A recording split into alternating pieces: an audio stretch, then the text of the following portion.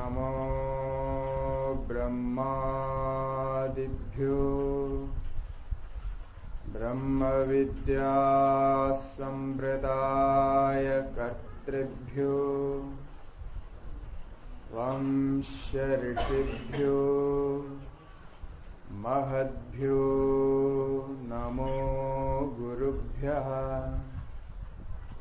सर्वोपप्लवरहितः प्रज्ञानघनः प्रत्यगर्थो ब्रह्मैवाहमस्मि ब्रह्मैवाहमस्मि। ॐ शान्ति शान्ति शान्तिः। ॐ यो ब्रह्माणं विदधाति पूर्वम् यो वै वेदांश्च प्रहिणोति तस्मै तं हदेवमात्मबुद्धिप्रकाशम् मुमुक्षुर्वै शरणमहं प्रपद्ये मुमुक्षुर्वै शरणमहं प्रपद्ये। ॐ शान्ति शान्ति शान्तिः। सदेव सौम्या इदमग्र आसीत् एकमेवाद्वितीयम्। ॐ शान्ति शान्ति शान्तिः।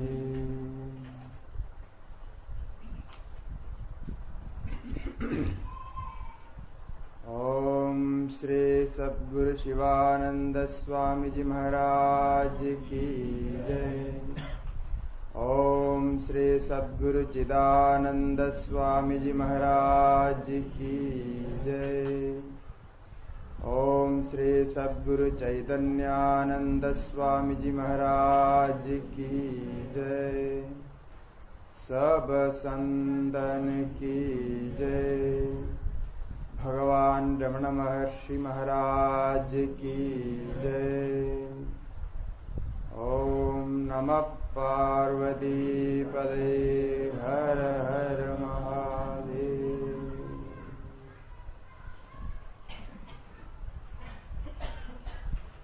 भगवान रमण महर्षि द्वारा रचित उपदेश सारम पर कुछ विचार कर रहे हैं, जिसका 21 श्लोक हो गए हैं। जिन श्लोकों में कर्मयोग, भक्ति योग और हठयोग के प्राणायाम और उसके बाद ज्ञान योग के विचार रूप ध्यान, ये सब बताए गए। कल हमने जिसका श्रवण किया वह रमण महर्षि का अपना मार्ग है, जो ज्ञान मार्ग में सर्वश्रेष्ठ है। उन्होंने कहा कि मानसम तु किम मार्गणे कृते नैव मानसम मार्गार्जवा। ये सबसे सरल मार्ग है, सबसे ऋजु मार्ग है कि आप मन क्या है ऐसा खोजिए। मन का जो कारण है, मूल कारण है, उसको पता लगाइए और फिर ऐसा उसको पता लगाते हुए अहंकार तक ले गया। अहंकार से ही मन निकलता है, अहंकार से ही सारे वृत्तियां निकलती है। और अहंकार के भी अंदर जो अहम तत्व है उसका भी पहचान कराया, और दो अहम के द्वारा एक अहंकार को, दूसरा अहम को कहा, और फिर कहा कि ये दोनों अहम में अध्यास हो गया है, अन्योन्यस्मिन अन्योन्य बुद्धि हो गई है, एक दूसरे को आप पहचानते नहीं। उसके लिए हम दूध और पानी का दृष्टांत दिए थे। तो इस प्रकार जब हम मैं करके व्यवहार करते हैं, अहम करके व्यवहार करते हैं, उसमें शुद्ध परमात्मा का स्वरूप चैतन्य अहम भी है, और अज्ञान का कार्य अहंकार भी है, दोनों मिला हुआ है। वो दोनों ऐसा मिल गया है कि अलग अलग करना नामुमकिन हो गया है। तो इसलिए सब व्यवहार वो दोनों को लेकर के चलता है। तो ये जो कल बताए थे, इसके ऊपर आप लोग विचार किए होंगे। तो कोई विचार किए हैं तो मैं सुनना चाहता हूं, हाँ या ना, क्योंकि कुछ पढ़ने के बाद परीक्षा होती है। परीक्षा नहीं हुई तो पढ़ना पूरा नहीं है। ये परीक्षा है कि कल जो हमने विचार किया था, बहुत विस्तार से, सरलता से विचार किया था, उसको कोई जाकर के मनन किया है नहीं है। बस और कोई प्रश्न नहीं करूंगा, इतना ही मुझे सुनना है, हाँ या ना।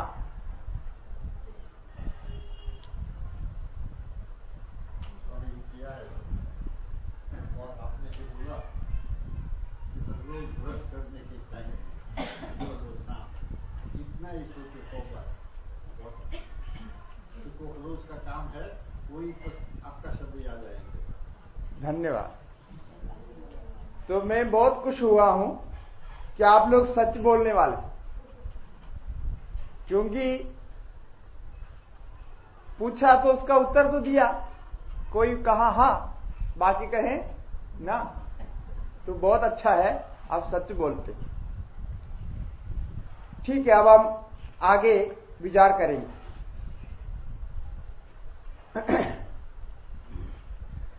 तो कल के विचार में 21वां श्लोक में कहा था कि जब एक अहम लीन होता है तो वो नित्य जो अहम है, अलय सत्ता वाला जो अहम है, उसमें लीन होता है। तो पहले वाला अहम है अहंकार, तो अहंकार नित्य सत्ता वाला अहम में लीन होता है, उसी में स्थित रहता है। इसका मतलब वो जो नित्य सत्ता वाला अहम है, वही हमारा स्वरूप है। उस अहम की सत्ता से सभी कुछ सत्तावान हो रहे हैं। तो यही अलय सत्ता का अर्थ था। अब कहते हैं जिसमें हम अहंकार के द्वारा, अज्ञान के जो कार्य अहंकार है, अहंकार के द्वारा अहम अहम व्यवहार करते हैं, वह अपना स्वरूप नहीं है। इसके लिए आगे कहेंगे, तो इसका पाठ करते हैं पहले। विग्रहेन्द्रिय प्राणधीतमा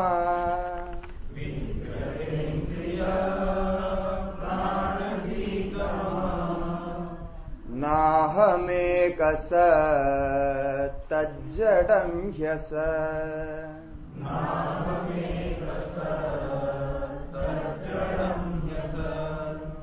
सत्वभासिका चित्कवेतरा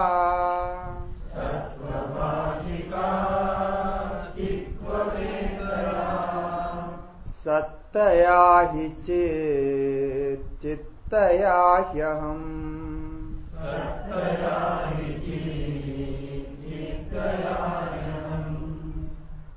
ईशजीवयोर्वेषधिभिदा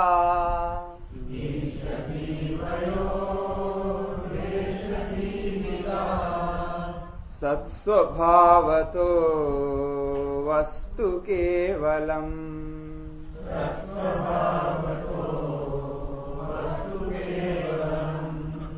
वेषः न तत्स्वात्मदर्शनम्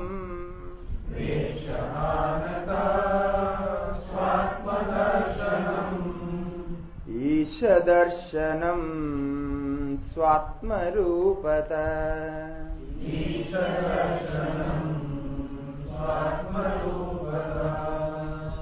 आत्मसंस्थिते स्वात्मदर्शनम्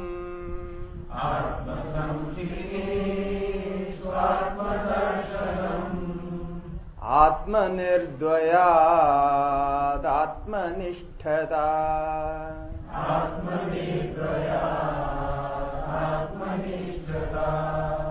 ज्ञानवर्जिता ज्ञानहीन चेत्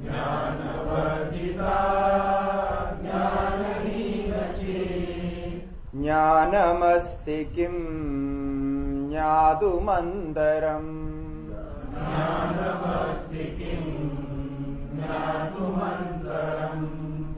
किं स्वरूपमेत्यात्मदर्शने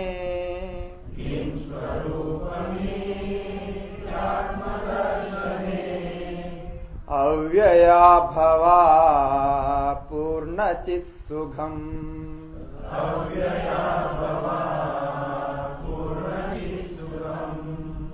बन्धमुक्त्यतीतं परं सुखम्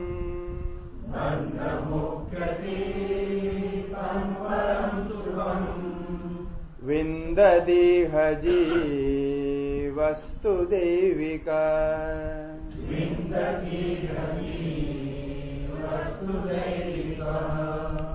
अहमपेदकं निजविभानकम्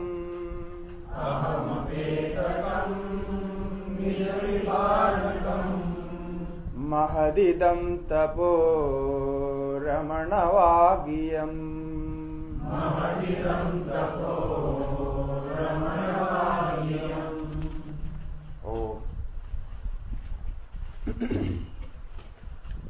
विग्रह इंद्रिय प्राणधी तमः नाहम।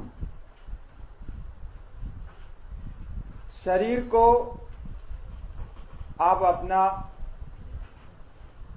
स्वरूप समझते हैं, व्यवहार करते समय शरीर को अपना स्वरूप मानते हैं। अहम मैं करके जो अनुभव आप करते हैं या व्यवहार में, वो शरीर को लेकर के होता है। तो वो शरीर में जो अहम हो रहा है वो अहम सत्य नहीं है, वो वास्तविक नहीं है। इसलिए विग्रह में अहम नहीं होना चाहिए। तो शरीर के लेकर के बोलते हैं मैं मोटा हूं, मैं पतला हूं, लंबा हूं, चौड़ा हूं, गोरा हूं, काला हूं, ये सब कोई पूछने से वैसा ही बोलते। तो विग्रह शरीर आपका स्वरूप नहीं है। और इंद्रियों को लेकर के होता है। चक्षु को लेकर के अपने को अंधा समझते हैं, कान को लेकर के नहीं सुनता है, मैं नहीं सुनने वाला हूं, मैं नहीं सुन सकता हूं। और एक एक इंद्रिय को लेकर के ऐसा समझते हैं, मतलब वो इंद्रिय के साथ अभिमान करके ऐक्य करते हैं। तो वो इंद्रिय भी आपका स्वरूप नहीं। और प्राण को लेकर के कहते हैं कि जीवात्मा भाव प्राण में होता है, इसलिए प्राण को कहा यहां। और बुद्धि को लेकर के होता है और अविद्या को लेकर के होता है। तो मैं बहुत जानता हूं बोलने से बुद्धि को लेकर के है, और मैं कुछ नहीं जानता हूं, अज्ञानी हूं बोलने से वो अविद्या को लेकर के बोल रहा है। तो महर्षि कहते हैं ना हम, ये सब आपका स्वरूप नहीं है। फिर क्या है आपका स्वरूप? एक सत। आप एक सत वाला स्वरूप है आपका, जो सदैव सौम्य इदमग्र आसीत करके छांदोग्य उपनिषद में कहा 6 अध्याय में, वो सद ही आपका स्वरूप है। तो एक सत आपका स्वरूप है, बाकी जो शरीर आदि में अहम कर रहा है ये भ्रम है, वास्तविक नहीं है। फिर ये शरीर आदि में जो अहम कर रहा है किस प्रकार है, इसका अर्थ करते हैं तद जड़म ही असत। ये जड़ है, शरीर आदि जड़ है, इसलिए वो आपका स्वरूप नहीं हो सकता है। आप चैतन्य है तो आप जड़ नहीं हो सकते। तो तद जड़म ही असत, वो जड़ होने के कारण असत है। जड़ कैसा आत्मा हो सकता है? जड़ आपका स्वरूप कैसा हो सकता है? आप पत्थर तो नहीं है, मूर्ति तो नहीं है, तो इसलिए वो जड़ आपका स्वरूप नहीं है। तो ये दूसरे श्लोक में कहा, तो ये वैराग्य के लिए विचार है। और पहले श्लोक में जो 21वां श्लोक में कहा उसकी पुष्टि के लिए। तो अब यहां एक सत स्वरूप में पहुंचने से ये सत को कैसा जानता है? मैं हूं ऐसा आपको अनुभव होता है। आप कभी भी ये अनुभव नहीं करते हैं कि मैं नहीं हूं, मेरा अभाव हो गया, मैं कभी मर गया, अब जन्म लिया, कभी मैं बड़ा था, न कभी मैं छोटा था, कभी मैं अच्छा हूं, कभी मैं बुरा हूं। तो ये सब बाहर का व्यवहार होता है, परंतु आप नहीं है ऐसा आप कभी नहीं सोचते। तो ये आपका जो अस्तित्व का ज्ञान आपको प्रतिक्षण हो रहा है। केनोपनिषद में कहा प्रतिबोध विदिदम मतम। बोध बोध में माने एक एक क्षण में, पल पल में आप अपना अस्तित्व का अनुभव करते हैं। तो यहां प्रश्न होता है कि ये अस्तित्व का अनुभव जो होता है कैसा होता है? यह सद्वस्तु किसके द्वारा भाषित होता है? सत्वभाषी का चित्त क्व इतरा। तो सत्व को मन अस्तित्व को भाषण करने वाला चैतन्य, मानो अस्तित्व को, अस्तित्व का ज्ञान देने वाला चैतन्य कौन है? ये प्रश्न है यह। क्योंकि कोई भी वस्तु को आप जानते हैं तो आपसे वो वस्तु अलग होती है। आप अपना अस्तित्व का अनुभव करते हैं तो हो सकता है आप अलग है और आपका अस्तित्व अलग है, सत्व अलग है। तो इसलिए हम प्रश्न करता है सत्वभाषी का चित्त क्व वा इतरा। ये कौन है, कौन उसको जानता है? मैं सत्य हूं करके कौन जानता है? ये प्रश्न है। तो तब उत्तर में कहते हैं सत्तया ही चित्त, चित्तया ही। जो सत्य है वही चित्त है, उससे अलग नहीं है। जो चित्त है वही सत्य है, वो अलग नहीं है। तो सत्तया ही चित्त, जो सत्ता रूप से आप अनुभव करते हैं, मैं हूं, जो अनुभव करते हैं वही चैतन्य है, वही ज्ञान है, उससे अलग नहीं है, दोनों एक ही है। और चित्तया ही अहम, और वो चित्त स्वरूप से आप अपने को जानते। तो यहां सत्ता में चित्त में पहुंचने के लिए, जैसा आपने सच्चिदानंद शब्द से सुना है, सच्चिदानंद में सत्ता और चित्ता और आनंद, माना अस्तित्व, ज्ञान और आनंद, तीनों एक का रूप बताया, आत्मा का रूप बताया। उपनिषदों में जो ज्ञान है वो सर्वात्म भाव का ज्ञान है। सावधान होकर के सुनना है, क्योंकि वेदांत में दो पक्ष है। एक सर्वम खलु इदं ब्रह्मा ईशावास्यमिदगुम सर्वम, सर्वम ह्येतद् आत्मा, सर्वम ह्ययम् आत्मा, ऐसे बहुत वाक्य मिलते हैं। और नेति नेति ये कुछ भी नहीं है, ये सबको छोड़ना चाहिए। जो दिखता है, जो अनुभव करता है, वो सब आत्मा नहीं है, ऐसा भी वाक्य आता है। और सर्वम ह्येतत् ब्रह्मा बोलने के बाद मांडुक्य उपनिषद में तुरंत कहा अयम आत्मा ब्रह्म। सर्वम ह्येतत् ब्रह्मा ऐसा कहने के बाद, ये सब कुछ ब्रह्म है, सब कुछ परमात्मा है, ऐसा कहने के बाद तुरंत अयम आत्मा ब्रह्म कहा।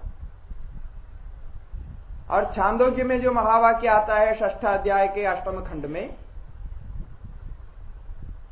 वो 6 अध्याय के शुरुआत में ही भाष्यकार कहते हैं कि 6 अध्याय क्यों शुरू हुआ।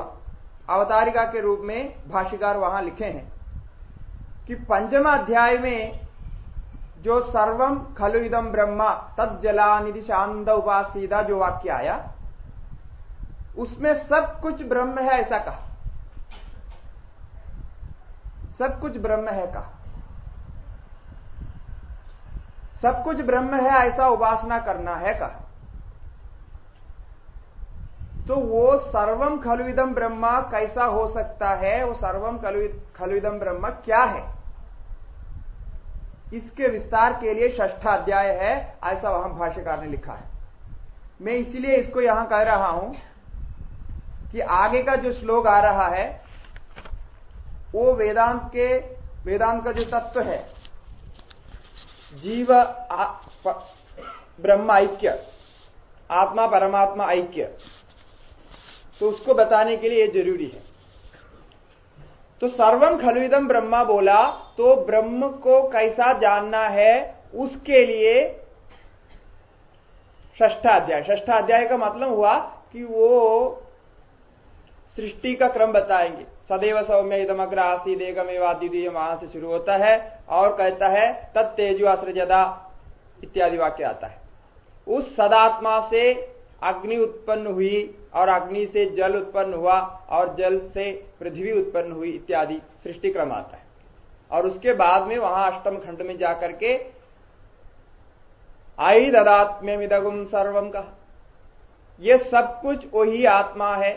फिर वही वाक्य आता है, सब कुछ वही आत्मा है।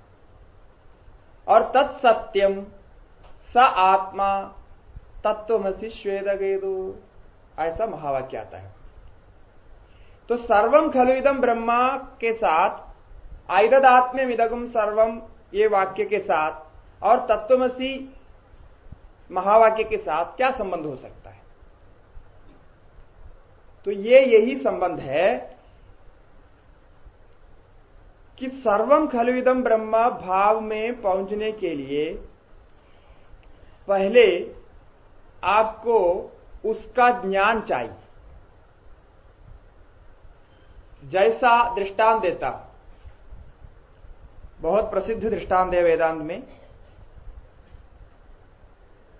मिट्टी से बना हुआ घड़ है, प्याला है, अन्य बर्तन है, मूर्तियां हैं, सब मिट्टी से बने हुए।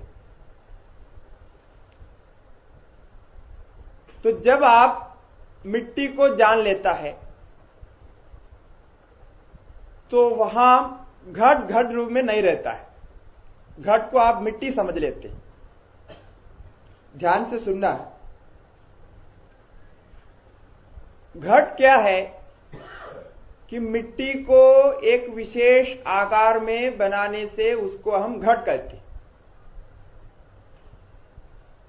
मिट्टी को छोड़कर घट में कुछ भी नहीं है,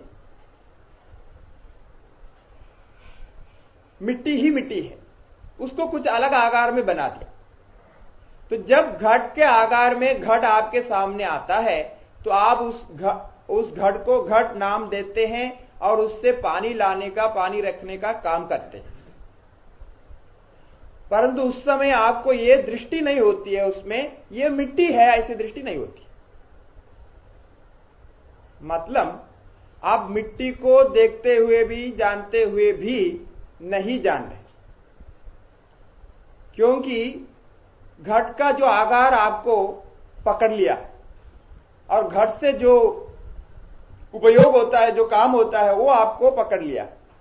वो दोनों नाम और रूप और उसका कर्म आपके मन में स्थित हो गया। इसीलिए आप उस समय वहां मिट्टी को नहीं देखते, मिट्टी को जानते नहीं। परंतु घट मिट्टी से अलग नहीं है। अब ये दृष्टांत में आप मिट्टी को जानता है, मिट्टी को पहचान लिया, तो घट, शराब और बर्तन, मूर्ति सब मिट्टी है ऐसा जान सकते हैं। मतलब घट का जो कारण मिट्टी है, उस मिट्टी को आपने जान लिया तो सब का ज्ञान हो जाता है। तो इसी को वहां दृष्टांत रूप से दिया है छांदोग्य उपनिषद। कारण को जानने के बाद उसका सारा कार्य कारण रूप में परिणत हो जाता है। परंतु कारण को जानना जरूरी है। जब तक आप मिट्टी को नहीं देखेंगे, नहीं जानेंगे, तब तक घट मिट्टी रूप में नहीं परिणत होगा। और जब तक घट मिट्टी रूप में परिणत नहीं होगा, तब तक वो व्यापक नहीं बनेगा। सारा मिट्टी है ऐसा ज्ञान नहीं होगा। कारण को जानने के बाद कार्य का ज्ञान हो जाता है और कार्य कारण है ऐसा ज्ञान होता है। तो ये बात को लेकर के हमें सर्वम खलु इदं ब्रह्म में पहुंचना है कि मैंने कहा जितने मिट्टी से बनने वाले बर्तन है सारे मिट्टी ही है, ऐसा कहा। तो आप यदि मिट्टी को जानते हैं तभी आप उसको पहचान पाएंगे। यदि मिट्टी को आप नहीं जानते हैं तो नहीं पहचान पाएंगे। मिट्टी क्या है आपको जानना पड़ेगा, कारण का ज्ञान आपको चाहिए, तभी वहां कार्य दृष्टि समाप्त होती, तभी वहां नाम रूप चला जाता है। नाम रूप चला जाने का मतलब ये नहीं समझना कि वहां घट नाम नहीं रहता है और घट का आकार भी नहीं रहता है, ये नहीं समझना चाहिए। ये बहुत गलत समझते हैं वेदांत कि जगत नहीं है बोलने से लोग बोलते हैं ये जगत समाप्त हो जाता है। अरे कुछ भी दिखता है ये है ही नहीं, ऐसा नहीं है। उसकी दृष्टि बदल जाती है। तो जिस घट को आप पहले नाम और रूप से पहचानते थे, उसको मृत्तिका रूप से भी पहचानने लगते। मतलब ये मिट्टी है ऐसा जानने लगते। अब जब वो मिट्टी है आप जानते हैं, तब भी घट वैसा ही है, वहां है, घट में कोई फर्क नहीं हुआ है। परंतु आप कारण को जान लिया, इसीलिए वो घट वैसा रहने पर भी वो घट के आकार में और उसके नाम में आप सत्यत्व बुद्धि नहीं रखते, क्योंकि उसका कारण का ज्ञान हो गया। मिट्टी के बिना घट है ही नहीं, उसका जो आकार बना है वो मिट्टी ही है। तो वैसा जब आपको कारण का ज्ञान होता है, तब कार्य को आप कारण में लीन कर सकते। छांदोग्य में सोने का भी दृष्टांत दिया है और लोहे का भी दृष्टांत दिया है। कृष्णायसम का भी दृष्टांत दिया और लोहे न, ये भी कहा। तो सभी दृष्टांत का अर्थ यही है, कारण को जानने से कार्य का ज्ञान होता है। अब इसी प्रकार सर्वम खलु इदं ब्रह्म में यदि आप ब्रह्म को जानता है तो जगत को ब्रह्म रूप में परिणत कर सकता है, क्योंकि ब्रह्म से सब कुछ निकला है। आत्मना आकाश संबोध, आकाशात वायु, वायु अग्नि, अग्निराभा, सब वहीं से निकला है। तो ब्रह्म सबका कारण है, ऐसा ब्रह्म को आप पहले जान लिया तो जगत को ब्रह्म रूप में परिणत कर सकता है। वासुदेव सर्वम विधि बना सकता है, ईशावास्यमिदं सर्वम जान सकता है। जैसा मिट्टी को जानने के बाद घड़ा आदि मिट्टी बन जाती। तो क्या होगा कि ब्रह्म को जानने के बाद ही ब्रह्म भाव आता है। कारण को जानने के बाद ही आप कार्य को कारण रूप में परिणत कर सकता है। और कारण को जाने बिना आप कितने भी कोशिश करें, कितने भी मन में वृत्तियां बनाएं, हो नहीं सकता है। वो रहेगी नहीं, वृत्ति चले जाएगी, क्योंकि कारण को जाने तब हो सकता है। अब यहां प्रश्न आता है कि सर्वम खलु इदं ब्रह्म में ब्रह्म को हम कैसा जाने, क्योंकि पहले उसका ज्ञान हो तभी हम सर्वम खलु इदं भाव में पहुंच सकते, सब कुछ ब्रह्म है उस भाव में पहुंच सकते। तो फिर क्या करें क्योंकि आप सर्वम सर्वम शब्द से सब कुछ मतलब जगत को लेंगे तो जगत को पूरा आपके सामने रखना संभव नहीं है, किसी के भी सामने नहीं आ सकते। सारा जगत सारा संसार आपके सामने कैसे आ सकता है, सारा दुनिया कैसे आपके सामने आ सकती है, नहीं आ सकती। तो फिर आप सर्वम भाव सब कुछ है करके कैसे जानेंगे, नहीं जान सकते। जैसा मिट्टी के बने हुए जितने बर्तन है वो सब आपके सामने आ जाता है क्या कभी भी? इस दुनिया में जितने मिट्टी के बर्तन हैं कभी भी सामने नहीं आ सकते, कुछ आ जाता है। परंतु आप मिट्टी को जानने के बाद ये कह सकते हैं कि जहां जहां मिट्टी का बर्तन होगा वो सब मिट्टी ही होगी, ये आप कह सकते हैं, परंतु मिट्टी के जानने के बाद होता है। वैसा यह हम ब्रह्म को जानने के बाद सर्वम खलुइदम ब्रह्म कह सकता है, वासुदेव सर्वमिति कह सकता है, ईशावास्यमिदगुम सर्वम कह सकता है। परंतु ब्रह्म को जाने तो कैसे जाने, इसलिए मैंने कहा वो व्यापक है, उसको पकड़ना संभव नहीं। तो उसके लिए वहां ये प्रक्रिया बताते हैं, अहम में ले जाते हैं। क्योंकि ब्रह्म का जो स्वरूप है वही हमारा भी स्वरूप है। ब्रह्म का जो स्वरूप है सच्चिदानंद, वही जीव का स्वरूप है सच्चिदानंद। तो उसको जानने के लिए जब आपको अपने अंदर जाना है तो आपको वैराग्य चाहिए, विषयों से मन को हटाना पड़े, यहां साधना शुरू हो जाती है। क्योंकि एक तरफ कह रहा है सब कुछ ब्रह्म है, और फिर हम किसको त्यागे, सब मिथ्या है करके कैसे कहेंगे? सब कुछ ब्रह्म है और फिर सब कुछ मिथ्या है, सब कुछ माया है, सब कुछ अविद्या है, ऐसा कैसे कहेंगे? कैसा हो सकता है? और एक तरफ ब्रह्म दूसरी तरफ वही मिथ्या, ऐसा तो नहीं हो सकता। यहां क्या प्रक्रिया है कि ब्रह्म सर्वव्यापक है, इसको जानने के लिए ब्रह्म को पहले जानना पड़ेगा, और ब्रह्म को जानने के लिए आपको वैराग्य चाहिए। जगत से, विषयों से, अपने शरीर आदि उपाधियों से मन को अलग करके अपने स्वरूप में ले जाना है। इसके लिए नेदि नेदि कहा। तो नेदि नेदि के द्वारा जहां पहुंचता है वो अनाम वस्तु में पहुंचता है, जिसका कोई नाम नहीं है, कोई रूप नहीं है, अरूप और अव्यपदेश अदृश्य इत्यादि शब्द से कहते हैं जिसको, अग्राह्य, क्योंकि उसका नाम रूप है नहीं, कोई बोल नहीं सकता। उसके लिए ये एक प्रक्रिया होती है। तो धीरे धीरे आप जगत को समझेंगे, ये विषय जो जगत हमारे सामने है, संसार हमारे सामने है, ये मिथ्या है। मिथ्या मानो ये दिखता है परंतु सत्य नहीं। जैसा घट दिखता है परंतु वो घट रूप से सत्य नहीं है, मिट्टी रूप से ही सत्य है। रज्जू में, रस्सी में सर्प दिखता है परंतु वो सर्प है नहीं, वो रज्जू ही है। वो रज्जू सर्प में इसलिए नहीं जा रहा हूं, उसका फिर अलग ढंग से और बताना पड़ेगा और लंबा हो जाएगा। उससे सरल है ये मृतिका और घट का।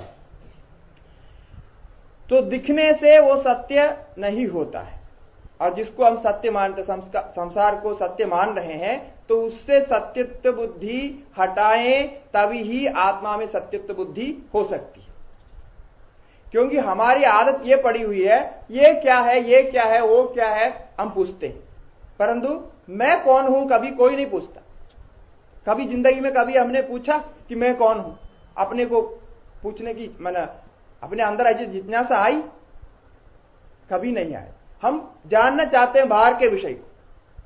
तो जब तक बाहर के विषय को जानने की आपको जिज्ञासा है, मन बाहर जा रहा है, आपकी बुद्धि बाहर जा रही है, आपकी सारी शक्ति बाहर जा रही है, तब तक आप अंदर खोज नहीं कर सकते। इसीलिए शास्त्र कहता है कि वो बाहर से मन को अंदर करना है। तो उसमें क्या है कि वो बाहर जो दिखता है वो सत्य नहीं है, आपको समझाना है। तो इसीलिए धीरे धीरे उसको, संसार को सत्य नहीं है कहता है, तब आप वो संसार से, विषयों से मन को अंतर्मुख कर लेता है। तो अंतर्मुख करने से, जिस प्रकार से कल बताया, धीरे धीरे आप खोजते खोजते अहंकार तक पहुंचेंगे, और अहंकार को भी नाश करके अहम में पहुंचेंगे। और जब अहम में पहुंचेगा तब वहां ज्ञान हो जाएगा, कारण का ज्ञान होगा, जो ब्रह्म है उसका ज्ञान होगा। क्योंकि जो महाकाश है वही घटाकाश है, वही मठाकाश है। उपाधियां समाप्त हो गया, अहंकार से लेकर के जितनी उपाधियां लगी हुई थी वो समाप्त हो जाती है, तो वहां पहुंचते हैं। तो ये वेदांत का सार यही है। तो इस प्रकार जब आप अहम में पहुंचते हैं, जो अलय सत्ता जिसकी लय नहीं होता है, नित्य अहम है, वो अहम में पहुंचते हैं तो वो अहम ब्रह्म है ज्ञान होता है। तो कारण का ज्ञान के द्वारा सर्वम खलविदम ब्रह्म ज्ञान होता है, क्योंकि दोनों एक ही है। इसी को आगे श्लोक में कहते हैं, ईश जीवयोर वेशदी भिदा सत्स्वभावदो वस्तु केवलम। जब माया उपाधि को लेकर के कहता है तब ईश्वर समझा आती है। जब सृष्टि प्रक्रिया होती है, सृष्टि के बारे में कहना है, तब ईश्वर कहते हैं, क्योंकि जो निर्गुण निराकार ब्रह्म है वो सृष्टि नहीं करता, उसमें सृष्टि कर्तृत्व भी नहीं है। तो सृष्टि कर्तृत्व ईश्वर में है, क्योंकि ईश्वर माया उपाधि के साथ है। तो उपाधि के साथ, वेश का मतलब यहां उपाधि है, और जीव उसको कहते हैं जिसको अंधकरण आ गया, जिसके पास अंधकरण उपाधि है उसको जीव कहते हैं। तो उपाधि को लेकर के ही जीव और ईश्वर में भेद है। वास्तविक रूप से वो दोनों सदात्मा ही है, सत स्वभावतः। स्वभावतः माने वास्तविक रूप से ईश्वर भी ब्रह्म है और जीव भी ब्रह्म है।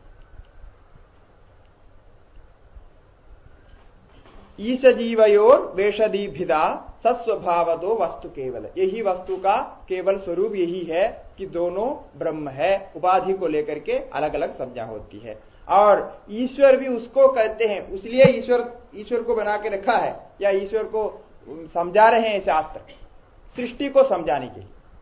क्योंकि जो सृष्टि सामने दिखती है वो आपको मालूम है कि हमने नहीं बनाया। हम ये जो सामने दिख रही सृष्टि है, इसमें से एक तिनके को भी नहीं बना सकते।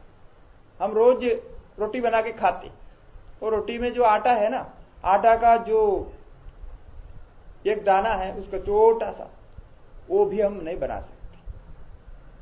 फिर हम बड़े बड़े बातें करते हैं कि हम ये बनाते, वो बनाते, ऐसा बनाते, वैसा बनाते। हम कुछ भी नहीं बना सकते। तो फिर हम जब सोचते हैं कि ये किसने बनाया, जब सोचते हैं तब शास्त्र कहता है ये ईश्वर ने बनाया। जो तुम नहीं बना सकता है ईश्वर ने बनाया। पंचदशी में कहा, ईक्षणादि प्रवेशांदा सृष्टि ऋषेन कल्पिता, जागृत आदि विमोक्षांदा सृष्टि जीवेन कल्पिता। कि जब सृष्टि के बारे में चर्चा है तब ईश्वर को लेकर के चलता है, तब ईश्वर में माया उपाधि को लाते हैं, ऐसा होता है। और जीव अंधकरण उपाधि को लेकर के होता है, या अविद्या उपाधि को लेकर के होता है। तो इस प्रकार दोनों में भेद है, वास्तविक में दोनों ब्रह्म ही है। तो इसीलिए जीव ब्रह्म बन सकता है, क्योंकि जीव का स्वरूप ब्रह्म है। स्वरूप ब्रह्म होने से जीव ब्रह्म बन सकता है, ऐसा शास्त्र में कहा है। और कैसा ब्रह्म बन सकता है, दोनों का स्वरूप एक कैसा हो सकता है, ईश्वर और जीव कैसा हो सकता है। तत्वमसी में वो सत ब्रह्म को और जीव को एक किया, तत्वमसी कहा, वो ही सत ब्रह्म तुम हो ऐसा कहा। तो दोनों का ऐक्य किया है। तो ऐक्य करना मतलब अलग अलग था फिर मिलाया, ऐसा नहीं है। पहले से एक ही था, बीच में कुछ उपाधियां आ गई तो अलग हो गया। जैसा कल हमने दृष्टांत दिया, ये दीवार तोड़ देंगे तो ये आकाश, इसके अंदर जो खालीपना है और बाहर जो खालीपना है एक हो जाता है। जब तक आप दीवार रखेंगे इसको अलग आप कहते हैं, इसको सत्संग भवन कहते हैं। तो इस सत्संग भवन का मतलब क्या है, तो दीवार है और कुछ नहीं। तो इसको निकाल देंगे वो मिल जाएंगे। उसी प्रकार जीव में जो अंधकरण उपाधि है उसको आप हटा करके देखते हैं तो वो ब्रह्म ही हो जाता है। मिट्टी घट में जो रूप है उसको हटाकर देखेंगे तो मिट्टी ही दिखे। आप रूप में दृष्टि नहीं करेंगे तो मिट्टी ही वो रहेगी। इस प्रकार से समझना चाहिए, क्योंकि यहां कुछ करने का नहीं है। ज्ञानम न तो कारकम, ज्ञान कोई कारक नहीं होता है। यहां तोड़ना फोड़ना कोई काम नहीं होता है। ज्ञान में भाव बदलना होता है। जिस भाव से, जिस दृष्टि से आप पहले देख रहे हैं उस दृष्टि को बदलना होता है, तब होता है। और उसी से सब कुछ होता है। दृष्टि बदलने से सब कुछ होता है। तब कहा कि वेशहानतः स्वात्म दर्शनम। इस प्रकार जो रूप है, नाम है, ये दोनों उपाधियों को हटा देंगे तो स्वात्म दर्शन वहां हो जाएगा। वेश हानद मनी वेश, यहां उपाधि को कह रहे हैं कि उपाधि को हटा देंगे तो वहां एक ही निकले। तो वेश शब्द तो सब जानते हैं, जो पर्दा डाला हुआ है, तो ईश्वर को माया रूप पर्दा है और जीव को अंधकरण अविद्या रूप पर्दा है, इसीलिए वो अलग अलग है। उसको हटाएंगे तो स्वात्म दर्शन हो जाएगा, अपना स्वरूप का दर्शन हो जाएगा। और ये स्वात्म दर्शन को ही कोई ईश्वर दर्शन कहते हैं। ईश्वर दर्शन कहना भी यही है, स्वात्म दर्शन कहना भी यही है, आत्मदर्शन भी यही है, ब्रह्म दर्शन भी यही है, सब यही है। तो स्वात्म रूपदा अपने स्वरूप से ईश्वर का दर्शन हो जाता है। ये ईश्वर और ब्रह्म और जीव एक हो जाता है। तो यहां मन नहीं है, ये ध्यान रखना चाहिए। यहां मन नहीं है, जिस विषय में, जिस स्थिति में ये ज्ञान होता है वहां मन नहीं है, विचार के द्वारा नहीं हो रहा, यह अनुभूति है, यह अनुभव है। तो वो अनुभव से ही यहां ज्ञान होता है। तो आगे भी इसी को ही कहते हैं कि जो यहां ईश्वर दर्शन कहा उसको ही आत्म संस्थिति स्वात्म दर्शन। आप अपने आप में स्थित हो जाएंगे। पहले आप शरीर में स्थित थे, शरीर को अपना स्वरूप मानकर व्यवहार कर रहे थे। अब जो है आत्मा को अपना स्वरूप मानकर व्यवहार करेंगे, शरीर को स्वरूप नहीं मानेंगे। और शरीर में जो नाम रूप लगा है उसमें आपको अभिमान नहीं होगा। और ये नाम भी आपने कैसा लाया है, अभ्यास करके लाया, आदत बनाई है, बहुत बार याद किया अपने नाम। बचपन में कैसा नाम याद किया आपने, बहुत मुश्किल से, जब माता पिता नाम डाला तो कहां आपको आया था, बहुत समय याद किया, मेरा नाम ऐसा है, मेरा नाम गोविंद है, मेरा नाम गोविंद है। कोई भी पूछेंगे मेरा नाम गोविंद बोले। कोई घर में आया तो माता पिता कहते हैं भाई तुम्हारा नाम बताओ, तो वो याद करके बता दो गोविंद। ऐसा गोविंद याद करके फिर बाद में वो गोविंद हो जाता है। और बाद में कोई भी गोविंद बुलाता है तुरंत खड़ा हो जाता है। तो ऐसा अभिमान हो गया, सब अभ्यास के द्वारा आया है, स्वरूपतः नहीं। सुनते हैं कि एक बार तिरुवन्नामलई में उस समय रमण महर्षि का वहां आश्रम बन रहा था। तो आश्रम बनाने के लिए सरकार से जमीन चाहिए थी। तो जमीन जितने देना है उसके लिए वहां कुछ अनुरोध किया गया, हमें इतने जमीन चाहिए, क्योंकि वो जहां है वो पहाड़ में है, पहाड़ तो फॉरेस्ट का डिपार्टमेंट का होता है। तो वहां आया और कुछ फॉरेस्ट का भी था, कुछ तहसील का भी था। तो वहां कुछ ऐसे विवाद हो गया, तो तहसीलदार और उनके साथ एक वकील और फॉरेस्ट डिपार्टमेंट के जो लोग हैं सब लोग आए महर्षि के पास, और सब ट्रस्टियों को, संचालकों को बुलाया, सब साथ में बैठे। और वो जो वकील आया था आश्रम के तरफ से, वो लिख करके लाया था जो कुछ भी करना है तैयार करने का। तो तहसीलदार ने कहा कि महर्षि का हस्ताक्षर चाहिए। अब कौन महर्षि को जाकर के हस्ताक्षर पूछे? तो संचालकों ने कहा, उनके भक्तों ने कहा यह तो संभव नहीं है, महर्षि तो हस्ताक्षर नहीं करेंगे। उन्होंने कहा उसके बिना तो नहीं होगा, यदि महर्षि हस्ताक्षर करते हैं तो हम जितना वो जमीन वो मांगते हैं हम देने को तैयार है, ऐसा कहा उन्होंने। अब वकील ने सोचा क्या करें, जाके पूछेंगे। तो आपने हिम्मत करके महर्षि के पास गया और कहा आप अपने नाम लिख करके यहां हस्ताक्षर कीजिए। उन्होंने कहा नाम, कौन सा नाम लिखना है? नहीं, आप अपना नाम लिख करके हस्ताक्षर कीजिए। मेरा नाम? मेरा तो ऐसा कोई नाम तो है ही नहीं, ऐसा कहा। उन्होंने कहा तो नहीं, आपका नाम है रमण महर्षि, भगवान रमण महर्षि, सब लोग रमण कहते हैं, वेंकट रमण कहते हैं। अरे वेंकट रमण मेरा नाम नहीं है, वो लोग कह रहे हैं वो मेरा नाम है, कह रहे हैं, परंतु मेरा नाम नहीं है। अब मेरा नाम लिखने के लिए आप कहेंगे मेरा नाम नहीं है, मेरे को कोई नाम के साथ अभिमान नहीं है, कोई मुझे भगवान बुलाता है, कोई महर्षि बुलाता है, कोई रमण बुलाता है, ऐसा है, मेरा कोई नाम नहीं। ये सच्ची घटना है, ये उनके जीवन में लिखे, ये ऐसे हुई है। तो वकील उलझन में पड़ गया, अब क्या करें, ये तो कुछ लिखने वाला नहीं है, हस्ताक्षर नहीं करेगा, अपना नाम नहीं लिखता, अपना कोई नाम नहीं है बोल रहे। वो वास्तविक में उनका अनुभव है, उनका कोई नाम नहीं है। ऐसा जैसा कोई आपको जो आपका नाम नहीं है वो नाम ला करके आपको पूछेंगे या आपका नाम है, पूछेंगे, आप क्या कहेंगे? ये मेरा नाम नहीं है। आपका नाम गोविंद है, लेकिन कोई कहता है नहीं राम आप है, पूछने से आप कहेंगे मैं राम नहीं हूं, मैं गोविंद हूं, ऐसा कहेंगे। वैसा ही था, रमण महर्षि को अपना अभिमान नहीं था रमण महर्षि ऐसा नाम से, तो इसीलिए वो नाम अपना वो माना ही नहीं। तो बहुत मुश्किल से वो वकील तो सोचता ही है, सोच सोच करके उन्होंने कहा कोई बात नहीं, आप ऐसा कीजिए, ये पेन लेकर के एक लाइन खींचिए, एक लाइन ऐसा डाल दीजिए। ऐसा एक रेखा खींची गई, वो पेपर नाम नहीं लिखा है, वैसे एक रेखा खींची गई और अभी भी वो उसका रखते हैं, वो लोग रखा है। यही उनका हस्ताक्षर था, क्योंकि अभिमान है नहीं उनको ब्रह्म में होगा, आत्मा में संस्थिति है। जब आत्मा में स्थिति है तो नाम के साथ कैसे करेंगे? और व्यवहार में भी वो ला नहीं सकते, और वो झूठा तो नहीं निकलेगा। जैसा हम लोग को दिखावट के लिए कुछ करते हैं, फॉर्मेलिटी के लिए कुछ करते हैं, उनको तो वो हो नहीं सकता, तो इसीलिए वो नहीं लिख पाए।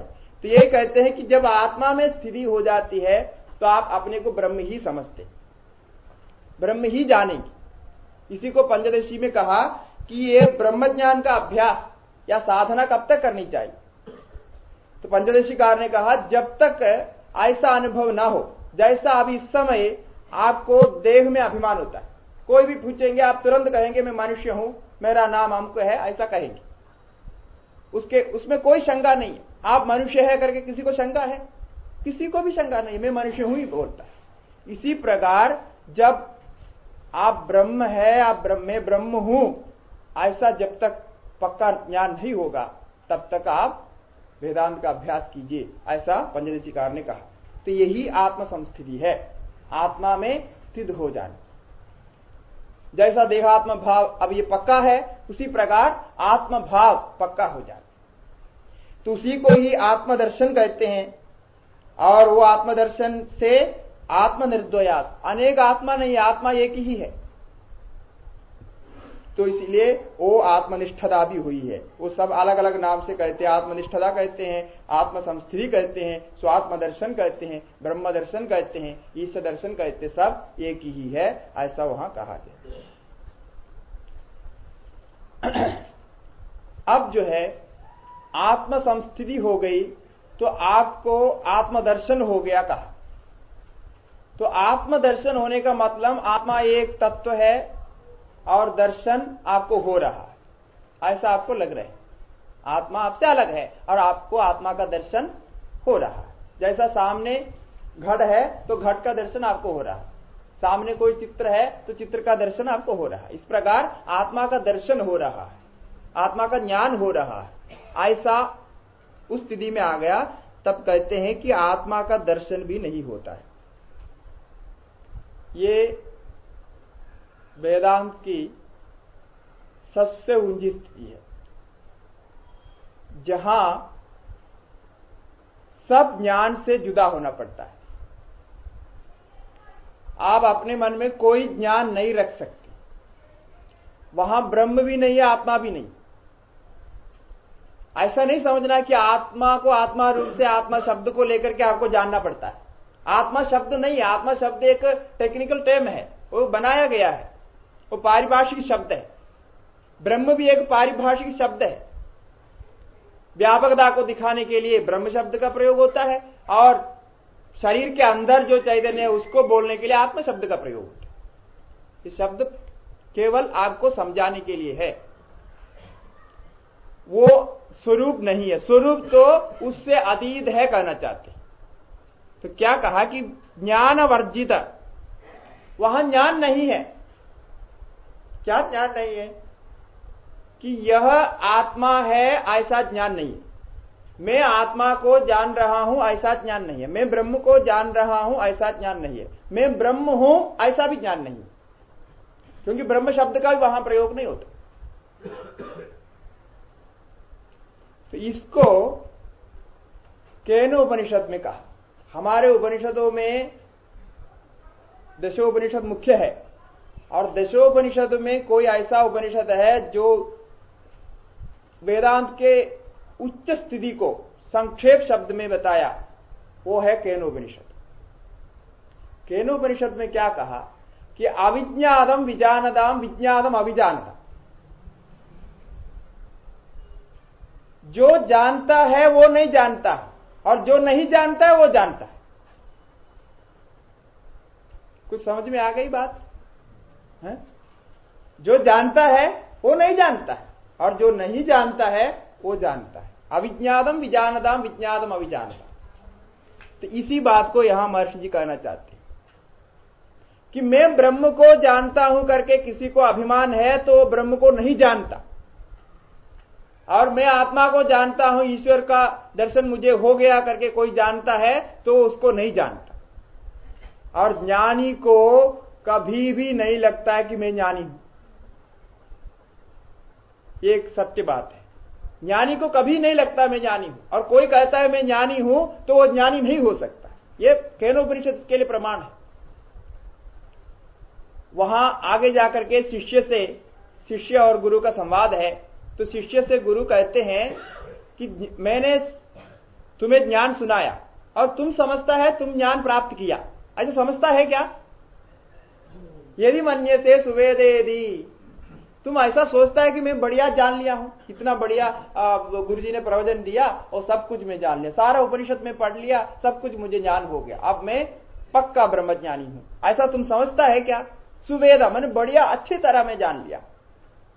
अरे यदि ऐसा तुम समझते हो तो दह्रमेवाभिनूनम तुम वेद, तुम बहुत थोड़ा जाना है।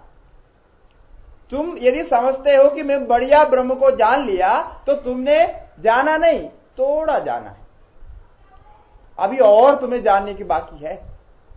तो देखिए परस्पर विरोध बोल रहा और पूछ रहा है कि तुमने बढ़िया जान लिया करके सोचता है तो तुमने जाना नहीं है। वो फिर क्या सोचना चाहिए? मैं बढ़िया नहीं जाना हूं ऐसा सोचना चाहिए क्या? ऐसा भी नहीं सोचना चाहिए। ये स्थिति ऐसी है। यहां आपके अंदर जो ज्ञान है, जिसको आप ज्ञान समझते हैं, जो मन में वृत्ति आप ला सकते हैं, नाम रूप कैसे भी वृत्ति हो, किसी प्रकार की वृत्ति हो, वो वृत्ति वहां नहीं रहते, बिल्कुल खाली। इसीलिए यह अनुभव का विषय है। यही कारण है इसको अनुभव के द्वारा जानने के लिए कहते हैं, शब्द के द्वारा इसका ज्ञान नहीं होता। तो जब गुरुजी ने कहा, पूछा कि तुम ऐसा सोचते हो तो तुम्हारा ज्ञान बहुत कम है, तो दभ्रमेवाभिनूनम तुम वेत्थ ब्रह्मणो रूपम। अब क्या करना चाहिए? अधनु मीमांसे मेवा, और तुम्हें ध्यान करना चाहिए और विचार करना चाहिए और तपस्या करनी चाहिए। अधनु मीमांसे मेवा, और मीमांसे करना चाहिए और विचार करना चाहिए।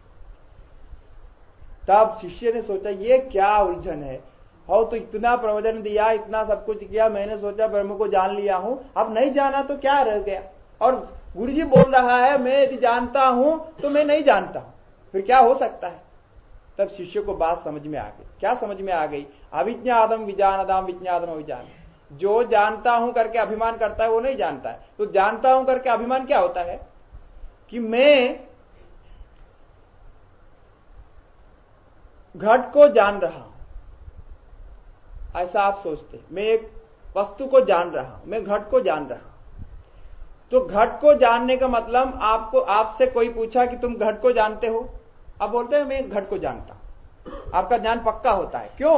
वो घट आपसे अलग है और आपने उसको आंख से भी देखा और स्पर्श करके भी जाना और सूंघ करके भी देखा, कैसा भी इंद्रियों से आपने उसको जान लिया, तो इसलिए आपका पक्का ज्ञान होता है। किसी ने आपको पूछा आप गंगोत्री देख चुके हैं, तो जो देख चुके हैं वो पक्का कहेंगे मैं गंगोत्री को जानता, गंगोत्री देख चुका, वो मेरा अनुभव है, पक्का ज्ञान होता है। अब जब ज्ञान पक्का ज्ञान के बारे में कहते हैं तो हमारा अनुभव में इसी प्रकार का ज्ञान आता है कि जो विषयी मन ज्ञाता और ज्ञेय जो विषय है वो अलग करके जाना। नोयर और नॉन और नॉलेज, तब वो हो जाता है ज्ञाता ज्ञेय। तो ज्ञेय को ठीक से जानने से आप कहते हैं मैं ठीक से जाना हूं, और जिसको आपने इंद्रियों से नहीं जाना आप कहते हैं मैं उसको ठीक से नहीं जानता। तो इसीलिए केनोपनिषद में दफ्रमेवाभिनूनम कहा कि तुम थोड़ा जानते हो और जानना है तुम। तब वो बुद्धिमान शिष्य ने क्या कहा, बाद में बहुत विचार करने के बाद तपस्या करके वो आ गया, आकर के गुरुजी के सामने बैठा है, बैठ करके कह रहे हैं ना हम मन्ये सुवेदेति, गुरुजी अब मैं समझ गया हूं, अब मैं ये नहीं समझता हूं कि मैं उसको बढ़िया ढंग से जानता हूं। ना हम मन्ये सुवेदेति, अब मैं ऐसा नहीं सोचता। ना हम मन्ये सुवेदेति नो न वेदेति, तब आप पूछेंगे कि साहब तुमने जाना ही नहीं क्या? नहीं, नहीं जाना है ऐसा नहीं है, परंतु ये नहीं कहूंगा कि मैंने बढ़िया ढंग से उसको जान लिया। जैसा मैं घट को, पट को, मठ को जानता हूं, गाय को जानता हूं, ऐसा मैंने नहीं जाना है। परंतु नहीं जाना है ऐसा भी नहीं है। ये है ज्ञान, बोल नहीं सकते उसको, इसके बीच में है। ना हम मन्ये सुवेदेति नो न वेदेति, और नहीं जानता हूं ऐसा भी नहीं। और सिर्फ मेरी बात नहीं है, जो भी व्यक्ति, जो भी ब्रह्मचारी हमारे आश्रम में है, जो भी साधु हमारे आश्रम में है, जो भी इस प्रकार साधक है, वो इस प्रकार जानता है। नो न वेदेति वेदच, और नहीं जानता हुआ जो जानता है वो जानता है। मतलब विषय रूप से आत्मा को आप नहीं जानते, आत्मा में कोई भी उपाधि लगा करके नहीं जान सकते। सर्वव्यापित्व तो भी आत्मा की उपाधि है। जब आप आत्मा को सर्वव्यापी कहेंगे वो उपाधि है। आत्मा सबका स्वरूप है कहेंगे वो भी उपाधि है। आप कुछ शब्द और प्रत्यय लगा रहे, विचार वहां लगा रहे, ये कोई भी विचार नहीं होता। इसको वहां कहा है, और इसी को यहां कहना चाहते हैं कि ज्ञान वर्जिता अज्ञानहीन चित्त। वो ज्ञान रहित है, वहां कोई विषय का ज्ञान नहीं है, परंतु वो अज्ञान भी नहीं है, वहां बिल्कुल कुछ भी नहीं है ऐसा नहीं है। आप अपना अस्तित्व को जानते भी है, अज्ञानहीन, अज्ञान भी वहां नहीं है। क्योंकि नहीं दृष्टो दृष्टे विपरिलोपो विद्यते अविनाशित्वात्। जो सबको देखने वाला दृष्टा है उसका नाश नहीं होता, क्योंकि वो अविनाशी है। उसका ज्ञान होता है, परंतु उसके स्वरूप के बारे में वो क्या है, कैसा है, आप नहीं कह सकते। यही ज्ञान का स्वरूप है। तो इसी को यहां अज्ञानहीन चित्त ज्ञान वर्जिता, ज्ञान भी अज्ञान भी वहां नहीं है। क्योंकि ज्ञानमस्ति किम ज्ञातुमंतरम, वहां ज्ञान को कहना है तो कोई अलग चीज होनी चाहिए। जैसा जानने वाले से जानने वाली चीज अलग होती है, वैसा कुछ वहां नहीं है। यत्र सर्वम आत्मैव भूत तत् केन कम पश्येत् केन कम जिग्रेत् केन कम विजानीयात्। जहां सब कुछ आत्मा ही हो गया तो वहां एक दूसरे को नहीं जान सकते, एक दूसरे को देख नहीं सकते, एक दूसरे को स्पर्श नहीं कर सकते। बृहदारण्य में बहुत लंबा चौड़ा बोला है। बृहदारण्य एक ऐसा उपनिषद है, आप लोग पढ़ सके तो पढ़ना चाहिए। और बृहदारण्य उपनिषदों में बृहदारण्य नाम से भी बड़ा है और काम से भी बड़ा है, सब कुछ उसमें आता है। और एक एक चीज को इतना विस्तार से बताते हैं कि जैसा सर्वम आत्मैव अभूत तत् केन कम पश्येत् में सभी इंद्रियों को लेते हैं, एक बोलने से हो जाने वाला था, परंतु सबको विस्तार से बताते हैं। बृहदारण्य उपनिषद बहुत अच्छा है, और वेदांत में बहुत बृहदारण्य उपनिषद का काम होता है। तो नेदि नेदि सभी वाक्य उसी में ही आते। तो जब सब कुछ आत्मा हो गया तो वहां आत्मा को आप अलग से नहीं जान सकते हैं, आत्मा अपना स्वरूप ही हो गया। अब इस प्रकार ज्ञान के स्वरूप के बारे में ज्ञान मार्ग के द्वारा सर्वात्म भाव में और स्वरूप स्थिति में, आत्म संस्थिति में कैसा पहुंचना, ये बता दिया। तो उसका सीधा सीधा जो प्रश्न और उत्तर है वो अगले बताते हैं। किम स्वरूपमिति आत्मदर्शने, कि ये कैसा पता लगता है। जैसा मन को पता लगाने के लिए क्या किया, मानसम तु किम, मन क्या है ऐसा आपने खोजना शुरू कर दिया। तो मन क्या है खोजना शुरू कर दिया तो वृत्ति है समझ में आया, वृत्ति कहां से आती है खोजा तो नाम रूप है समझ में आया, और वो कैसे होता है करके खोज करके आप अंत में अहंकार में पहुंच गए, और अहंकार का आधार आत्मा है ऐसा वहां पहुंचा। तो इसी प्रकार किम स्वरूपम, मेरा स्वरूप क्या है, इस प्रकार विचार करना शुरू किया तो आत्मदर्शन हो जाता है। अब खोजते खोजते अपने स्वरूप में पहुंचेंगे। तो ये हमेशा याद रखना, जो कुछ आप जानते हैं उसको सब छोड़ना पड़ेगा। आप जान रहे हैं वो ज्ञान को छोड़ने के लिए, वो जान करके ही छोड़ सकता है, तभी आप आत्मा में पहुंच सकते हैं। और कभी भी ये नहीं सोचना है कि मुझे आत्मा प्राप्त हो जाएगी, आत्मा कभी प्राप्त नहीं होगी, और ब्रह्म प्राप्त हो जाएगा, ब्रह्म प्राप्त नहीं हो सकता, क्योंकि आपका वो स्वरूप है, आप अभी भी वही स्वरूप में है। तो इसको जानने के लिए, विचार करने के लिए किम स्वरूपम, यही रास्ता है। मेरा स्वरूप क्या है, आप विचार करना।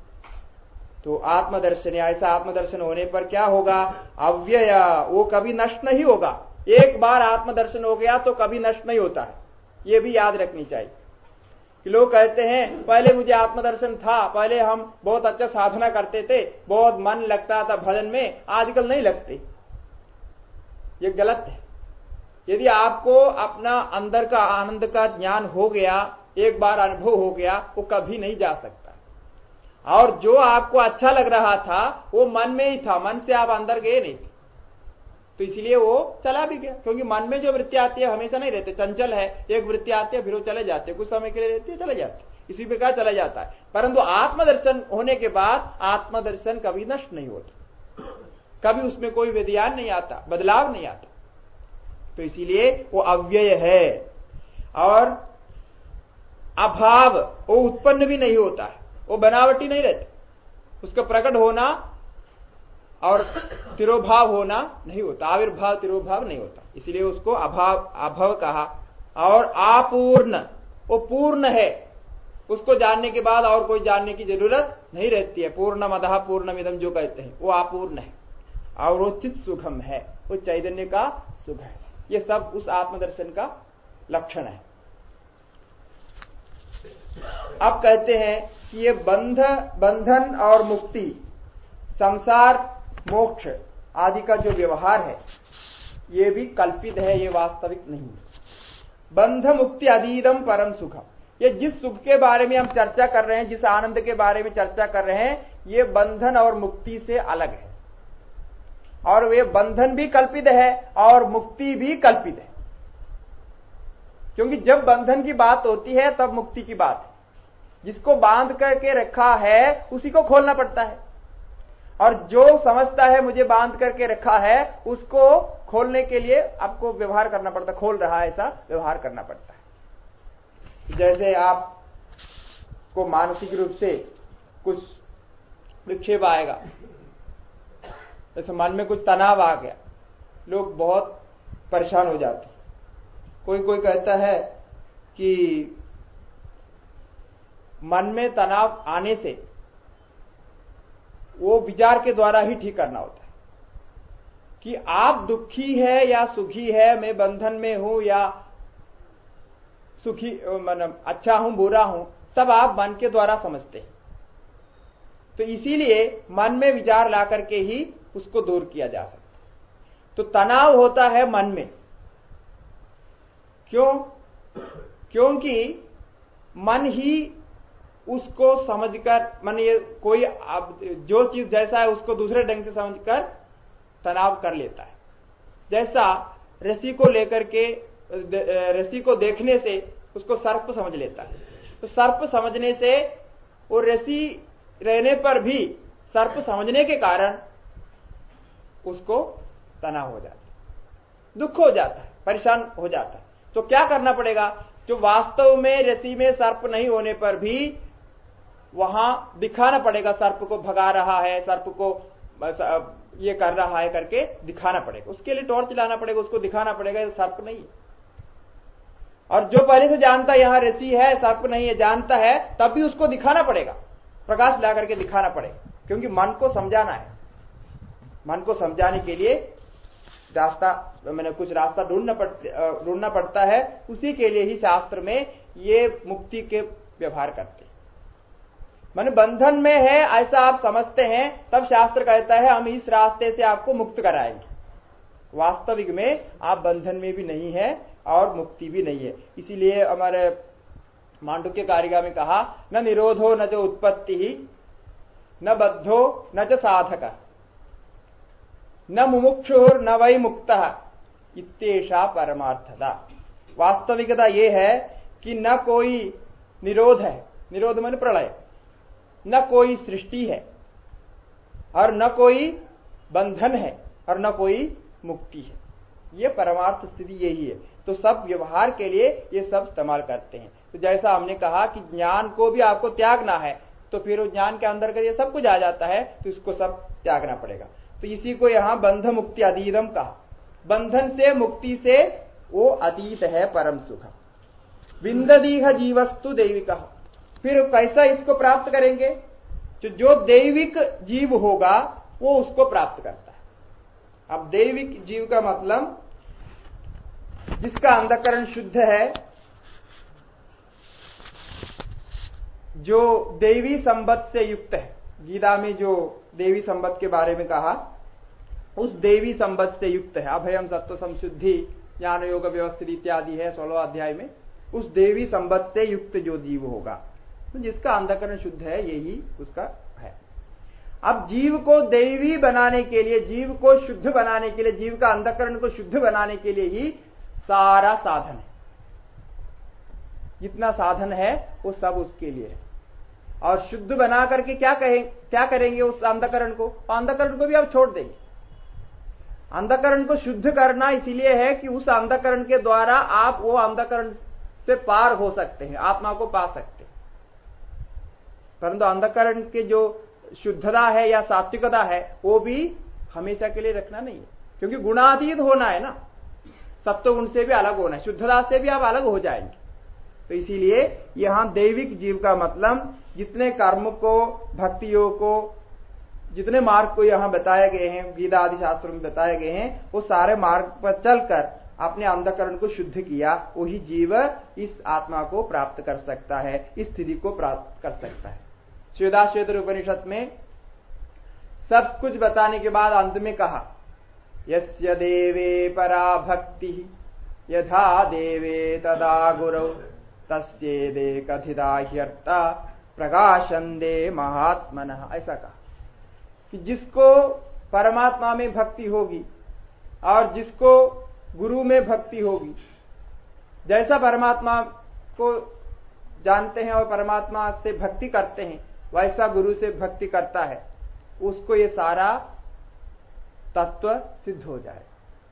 तो ये उपनिषद का वाक्य है, ये कोई ऐसा श्लोक स्तोत्र नहीं है। उपनिषद में ही ये कहा है कि यस्य देवे परा भक्ति ही यथा देवे तथा गुरु, कि दोनों में भक्ति होगा तो उसको ये सारा अर्थ सिद्ध हो जाएगा। ऐसा जो भक्त है, ऐसा जो शुद्ध अंतःकरण वाला है, उस देवी जीव को ये बंधमुक्ति अधीत परम सुख प्राप्त होता है। तो यही सारे तपस्या है। अब अंतिम श्लोक में कहते हैं, अहम अपेदकम निज विभानकम महदिदम तपो रमण वाग्यम। तो देखिए, रमण महर्षि का अपना अनुभव है। मैंने पहले भी कहा, रमण महर्षि का जो अपना विचार, ज्ञान विचार का मार्ग यही था कि अहंकार को त्यागो। अहम अपेदकम, अहम शब्द से यहां अहंकार को लेना है। तो जब आप अहंकार को त्यागेंगे, अहंकार ही सारा अनर्थ का मूल है, और ऐसा मूल अहंकार को आप त्यागेंगे तो निज विभानकम, अपना स्वरूप स्वयं प्रकट हो जाएगा।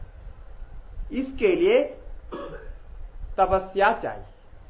महदिदम तपो, ये अहंकार को त्यागने वाली जो तपस्या है वो महान तपस्या है, ऐसा कहा। सबसे बड़ी तपस्या ये है, अहंकार को त्याग। तो पल पल में अहंकार कैसा काम करता है उसको देखना है, समझना है। तो उसके लिए परम गुरुदेव ने सरल मार्ग बताए।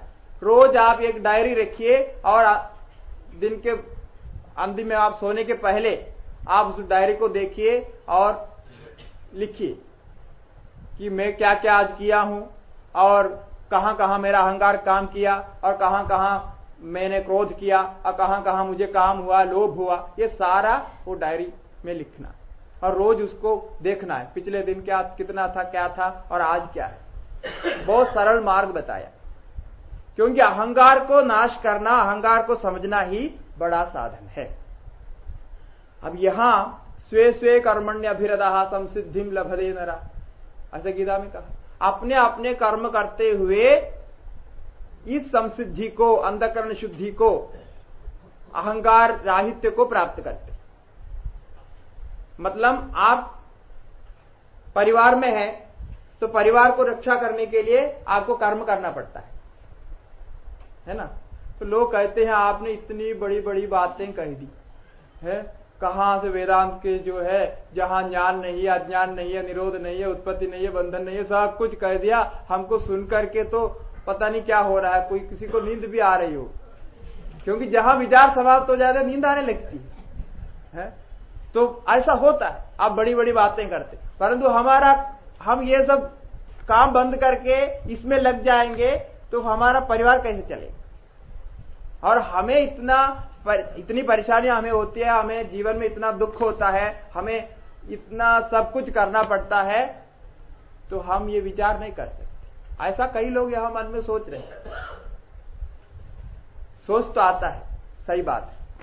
तो इसके लिए बृहदारण्यक उपनिषद में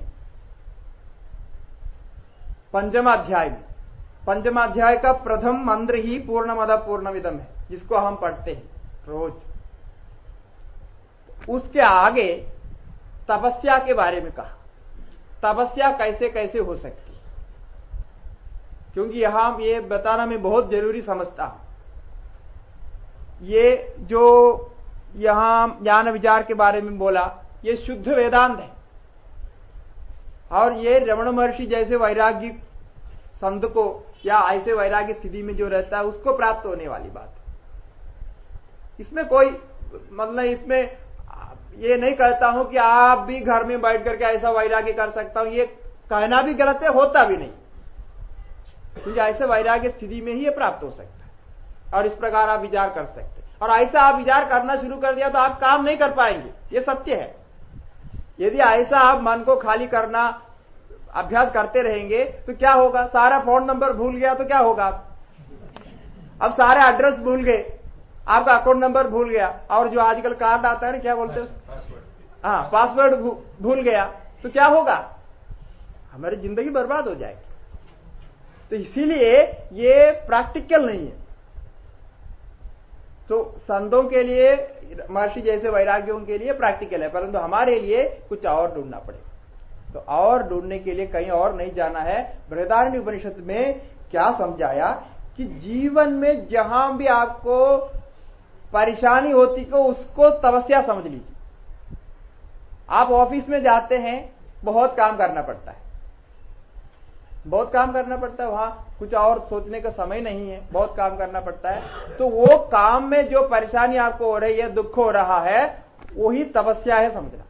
कैसा समझना कि ये काम भगवान ने मुझे दिया है, ये काम भगवान ने मुझे दिया है, और ये काम मैं भगवान के लिए करूंगा तो वो मुझे मोक्ष देंगे, उसको तपस्या जानना। ये उपनिषद में है। और फिर वहां कहा कि जब आपको गर्मी लगती है, जब गर्मी की ऋतु आती है तो गर्मी लगती है, तो गर्मी लगने से क्या समझना चाहिए कि ये सूर्य भगवान की कृपा है, मुझे तपस्या करा रहे हैं, ऐसा समझना है। उसका भाव बदलना है कि इतनी गर्मी क्यों दे रहे हैं कि मैं उससे तपित हो जाऊं, परेशान हो जाऊं, और भगवान ये गर्मी मुझे दे रहे हैं तो ये मेरे अंधकरण में तितिक्षा लाने के लिए है, ऐसा समझना। सम दुखे जो कहा है, सुख और दुख में समभाव कैसे रखेंगे, उसका भाव जो आप, जिसको आप दुख समझ रहे हैं, वो दुख को झेलते हुए वो तपस्या है, ऐसा मान। और वहां बृहदारण्य में और एक कहा कि जब आपके कोई साथी संबंधी मर जाते, आप उसको स्मशान में ले जाते, स्मशान यात्रा होती है, तो जब कोई मर जाता है तो स्वाभाविक है, दुख होना स्वाभाविक है, बहुत दुख होता है। तो कहा उस दुख में आप जब वो यात्रा करते, स्मशान यात्रा करते हैं, तो उस समय चिंतन करना हम तपस्या कर रहे हैं, किसके लिए, वो ब्रह्म प्राप्ति के लिए। ये तपस्या हो रही है, जो दुख हो रहा है तपस्या हो रही है। और उसके बाद जब स्मशान में जाएंगे, वहां चिता जलाएंगे, शरीर को जलाएंगे, वहां आग होती है, और आग से भी आप परेशान हो जाते हैं, मैंने गर्मी लगती है, ऊपर से भी गर्मी लगती है, उसी को भी पंचाग्नि तपस्या समझना का। ये तपस्या मेरी पंचाग्नि तपस्या है। तो ऐसा ऐसा तपस्या को कहा है। तो मतलब आप जिस अवस्था में है, जिस परिस्थिति में है, आपको जो होता है उसको भाव बदल करके तपस्या समझो। एक मुसाफिर, आज एक दृष्टांत में कहीं कहा था कि एक मुसाफिर कहीं जा रहा था, तो उसको एक गांव से गुजरना था। वो गांव आ गया, तो गांव में देखा कि रास्ते के किनारे बैठकर कोई एक व्यक्ति पत्थर तोड़ रहा है। उसको पूछा कि तुम क्यों पत्थर तोड़ रहे हो? उन्होंने कहा क्या कहें, मैं तो एकदम परेशान हूं, मुझे ये काम करना पड़ रहा है, और क्या कहें, उसके बिना हमारा जीवन नहीं चलता है, इसलिए ये पत्थर तोड़ रहा हूं, ऐसा कहा। मुसाफिर आगे गया तो दूसरा एक व्यक्ति वैसे ही पत्थर तोड़ रहा है। उनको पूछा कि तुम क्यों पत्थर तोड़ रहे हो? उन्होंने बोला ये सीधी बात है, ये मुझे काम करना है, रोटी कमाने के लिए मैं पत्थर तोड़ रहा हूं। और आगे बढ़ा तो तीसरा एक आदमी पत्थर तोड़ रहा है। उसको पूछा कि तुम क्यों पत्थर तोड़ रहे हो? उन्होंने कहा देखो मेरा भाग्य है, सौभाग्य है कि एक मंदिर बन रहा है हमारे गांव में, वो मंदिर के लिए मैं पत्थर तोड़ रहा हूं, भगवान के लिए पत्थर तोड़ रहा हूं, और जो पत्थर मैं तोड़ रहा हूं इन पत्थरों से मंदिर बनेंगे और उस मंदिर में भगवान की प्रतिष्ठा होगी और सब लोग वहां आकर के भगवान को पूजा करेंगे, कितना अच्छा होगा। और ये भाव से वो पत्थर तोड़ रहा है, और ये तीनों उस मंदिर के लिए पत्थर तोड़ रहे हैं, परंतु अलग अलग व्यक्ति का अलग अलग भाव है। और जो व्यक्ति मंदिर के भगवान के लिए पत्थर तोड़ रहा है ऐसा समझता है, उसको आनंद होता है, वो भजन गाते हुए, गाना गाते हुए, मुस्कुराते हुए पत्थर तोड़ रहा है। वो समझता है कि मेरा तोड़ा हुआ पत्थर से मंदिर बनेगा, वो हम भगवान बैठे। इस प्रकार यदि आप भाव को बदलेंगे सब कुछ बदल जाता है। एक वर्षा के ऋतु के समय में, वर्षा ऋतु शुरू होने वाली, एक गुरु शिष्य कहीं गांव में घूम करके अपने कुटिया की ओर आ रहे थे। तो गांव की बात है, साधु की कुटिया है, इतने झोपड़ी जैसी थी।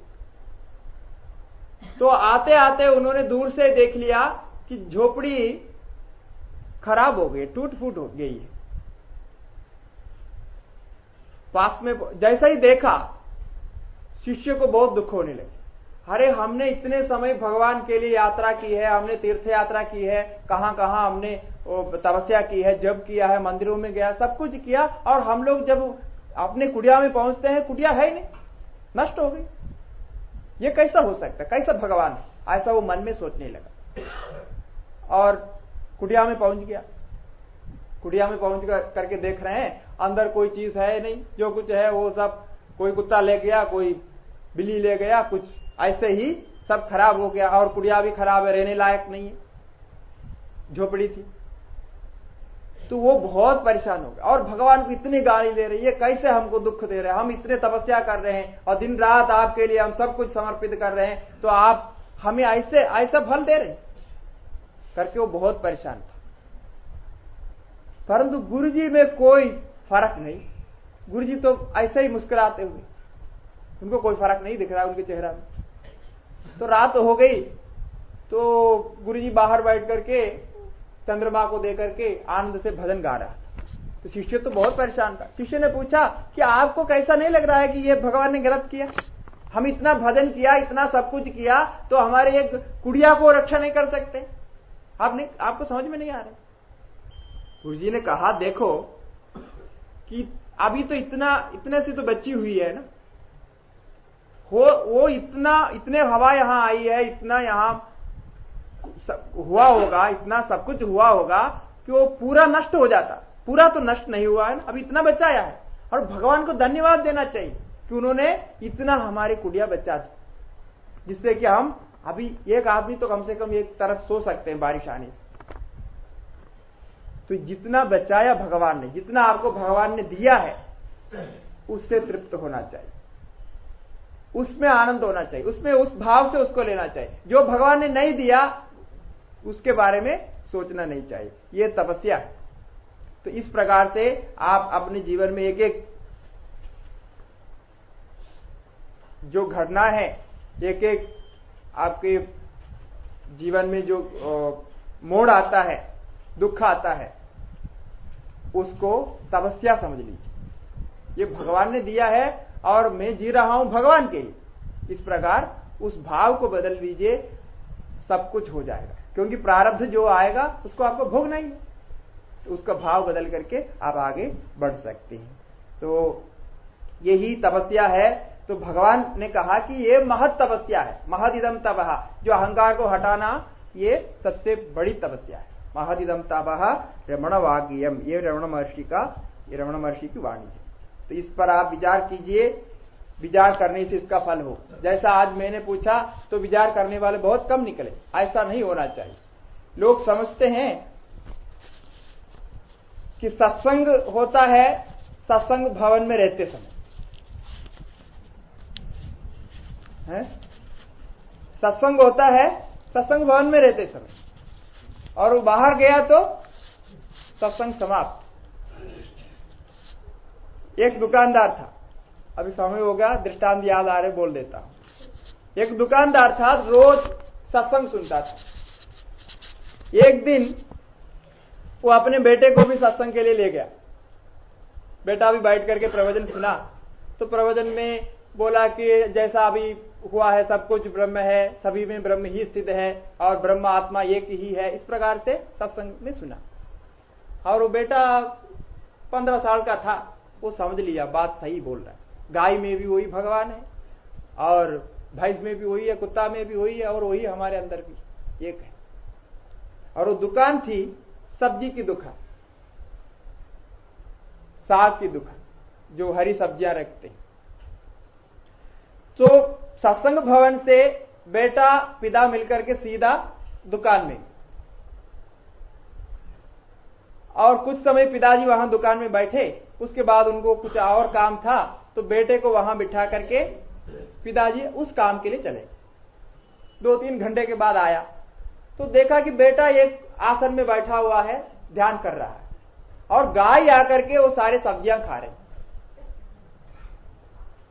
वो फिर जब आंख खोल करके देख रहे, वो आराम से बैठा, वो देख रहा है, कुछ नहीं कर रहा। और पिताजी को गुस्सा आया, डंडा उठाया और बेटे को दो दिया। बोला तुम क्या कर रहे, तुमको क्यों यहां बिठा करके गया था? गाय सब्जी खा रही है तो तुम देख के बैठे हुए। उन्होंने बोला ये कैसा पिताजी, वो सत्संग में क्या कहा था कि सब कुछ भगवान है, ये साग हम खाते हैं या गाय खाते हैं तो भगवान ही तो खा रहा है। अरे तुमको मालूम नहीं, मैं इतने साल से सत्संग सुन रहा हूं, अभी तक मैंने ऐसा नहीं किया। और सत्संग की जो बात है ना, वो सत्संग भवन में छोड़ देनी चाहिए, उसको दुकान में नहीं लाना है। तुम्हें पता नहीं है, तुम्हें इसको दुकान में ला दी, ऐसे गलती कर दी, ऐसे डांटा। परंतु दूसरा भी एक दृष्टांत है। एक चोर था, एक दिन कहीं चोरी करने जा रहा था, लेकिन चोरी करने का समय नहीं हुआ। और चोरी करने के लिए कोई 10-12 बजना चाहिए ना, तभी जाकर के चोरी कर सकते हैं। तो थोड़ा पहले निकला, तो निकल करके जा रहा तो पास में एक मंदिर देखा, मंदिर में कुछ सत्संग हो रहा, तो वहां जाके बैठ गया। सोचा कि जब समय आएंगे तब जाएंगे, तो थोड़ा मंदिर में प्रसाद भी मिलेगा, ऐसा करके वो सत्संग में मंदिर में बैठ गया।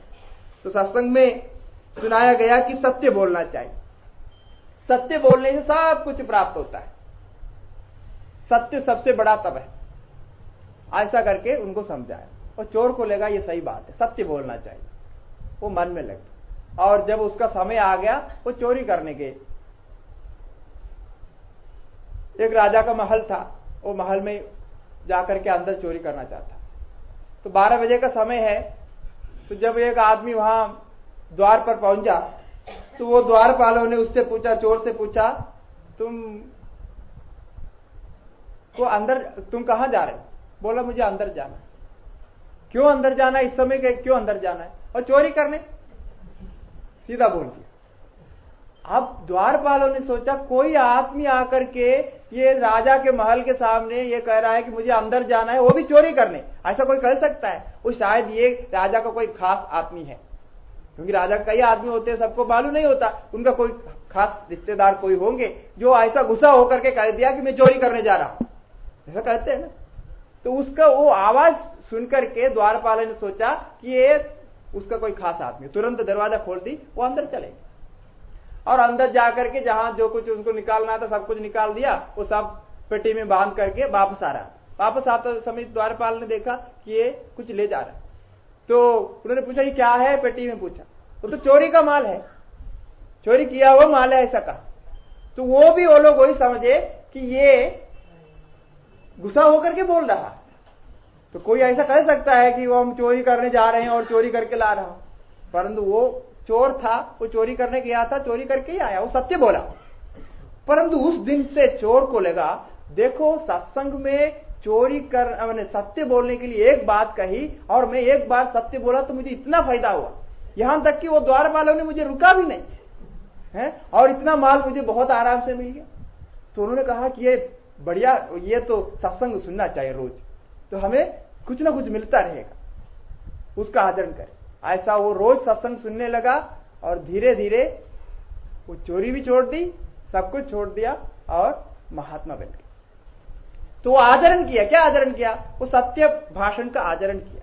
तो वैसा आचरण करना चाहिए, तो दुकानदार जैसे नहीं होना चाहिए, छोड़ना नहीं चाहिए। जो आपको लगे आपके परिस्थिति के अनुसार उसको स्वीकार करके मन में निरंतर उसका विचार चलाना चाहिए और जब भी जहां भी मौका मिले सत्संग का श्रवण करना चाहिए। तो यही है।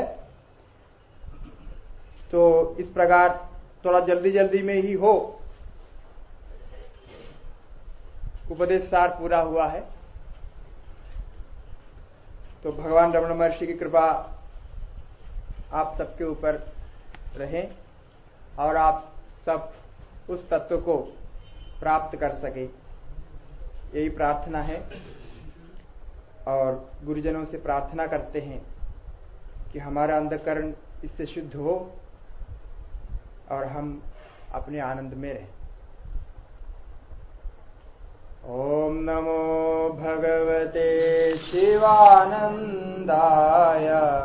ओम नमो भगवते शिवानंदाय, ओम नमो भगवते शिवानंदाय, ओम नमो भगवते शिवानंदाय, ओम नमो भगवते चिदानंदाय, ओम नमो भगवते चिदानंदाय। हारमोनियम लाने से हम इसका पूरा एक बार पाठ करें, 5 मिनट पूरा पाठ। तो हारमोनियम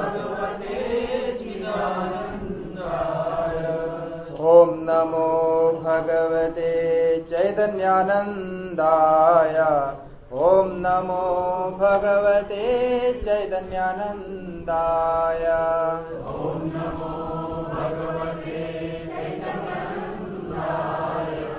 ओम नमो भगवते चैतन्यानंदाय, ओम नमो भगवते शिवानंदाय, ओम नमो भगवते शिवानंदाय, ओम नमो भगवते शिवानंदाय, ओम नमो भगवते शिवानंदाय। ओम नमः पार्वतीपतये, हर हर महादेव।